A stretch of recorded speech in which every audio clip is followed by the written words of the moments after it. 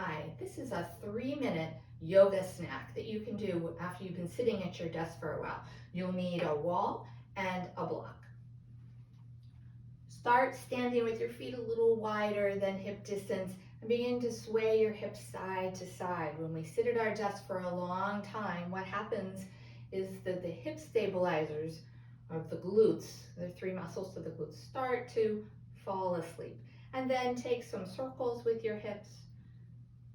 First one direction, imagine that you're swirling around in a hula hoop. Good. And then come to center. Grab your block, bring it to the floor. You want to stand arm's length from the wall, so I'm going to just adjust my block here. And I'm going to bring my foot onto the block and stand on it. I'm using the wall for support. And now take the leg that's dangling and start to swing it forward and back.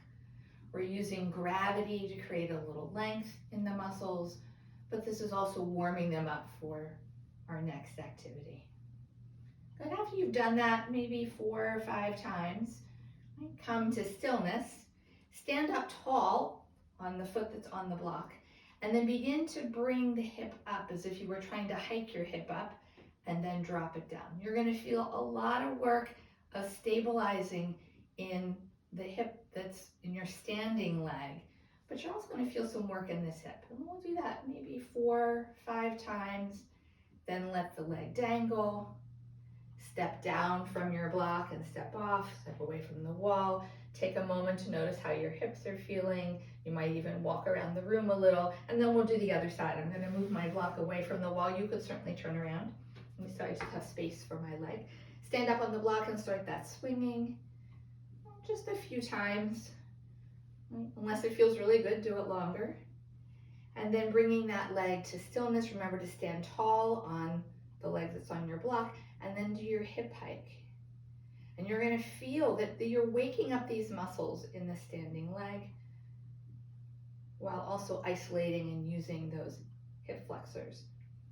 And after you've done that, maybe 4 or 5 times, step on down from your block. Right, step away. You can move the block out of your way. See how you're feeling. You can use the wall for this next one, or a little more balanced work is hands on your hips. And we're going to take now the outer leg out to the side, toes pointing forward, and then bring it forward. Bend your knees as if you were doing a curtsy, out to the side and then behind you. So we're going to alternate those two, maybe 3 times each way. You can see there's work for your knees here. And then we're going to come with the foot pointed outward and the toes pointed forward.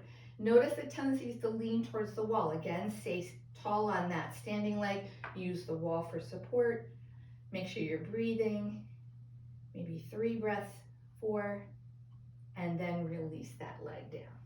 Good. You might shake out your hips a little before we do the other side. I'm going to stay here facing you, but you might turn yourself around. So same thing on the other side, hands on hips or hands on wall. You're going to take the leg out to the side, bring it forward, bend the knees, side and back. And just repeat that a couple of times, doing whatever is best to balance. And then take the leg out to the side, hold it there. Right? There's balance work happening here, stabilizing in the hips.